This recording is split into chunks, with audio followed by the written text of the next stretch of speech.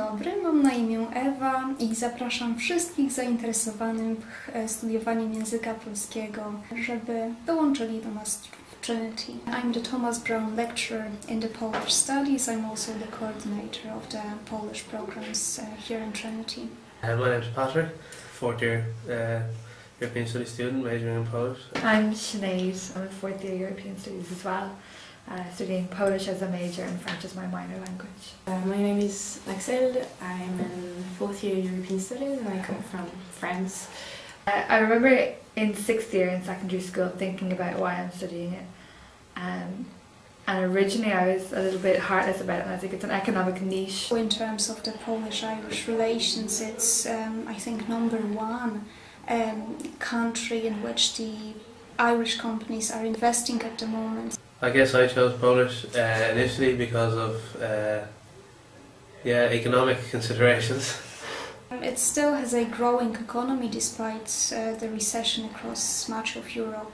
I initially decided to pick Polish because I wasn't interested in the region of in Eastern Europe in general. There is lots to see and lots to learn about that part of Europe. It's full of culture that we can't even match in Ireland.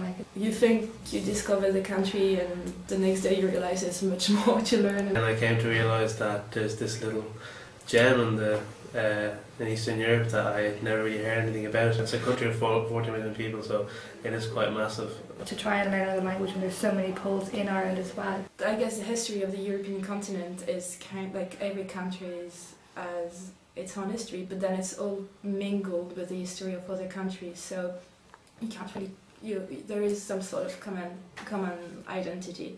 And during the third year they go abroad. The European Studies students go to the Jagiellonian University, which is absolutely fascinating because it's the oldest university in Poland. And the business studies students go to the Krakow School of Economics, which is also quite renowned. Krakow is a beautiful city, country's beautiful as well. Walking around and getting lost in Krakow and finding a new street or finding a new shop or a cafe or something. There's always something going on, from festivals. The bread festival was one of them once, and the Romanian film festival. Like every day there was something new to do, there was new things to discover. There was 1 week and there were 7 festivals on at the same time, and you just couldn't fit it all in. They're very cheap. If you want to get involved in them, it's also very easy for a student. You don't need to have ridiculous degrees or experience to get involved in this sort of things, and that I think is fantastic because it feels like everything is possible really when you're there. I'd go back to Poland more happily than to France actually. So.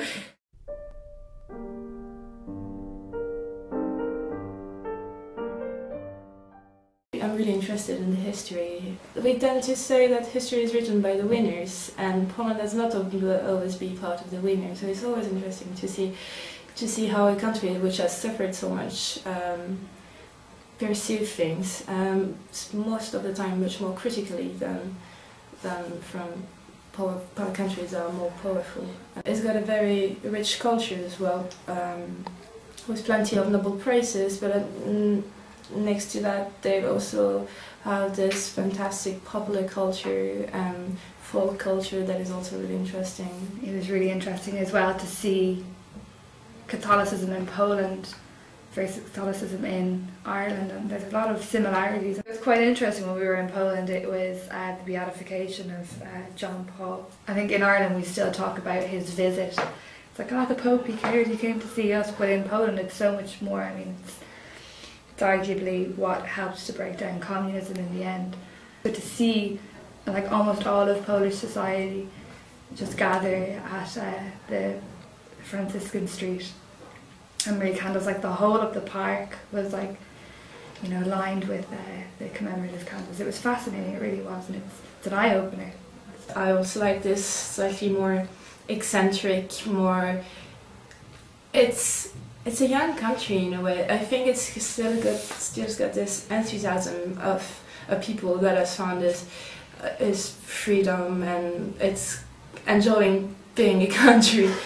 The whole thing about walking on the streets of Krakow and always encountering something new, or a nice little new cafe would poetry on the wall or nice graffiti, and just all of this when I travelled around Poland, just kind of everywhere.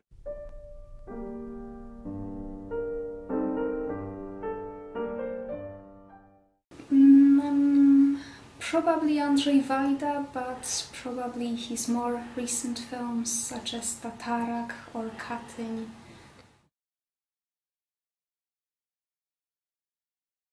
I've become quite familiar with one Poland's artists, Stanisław Witkiewicz.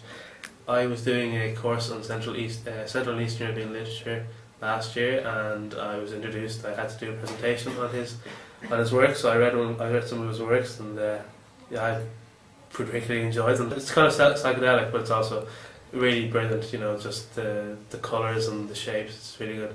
And then his plays are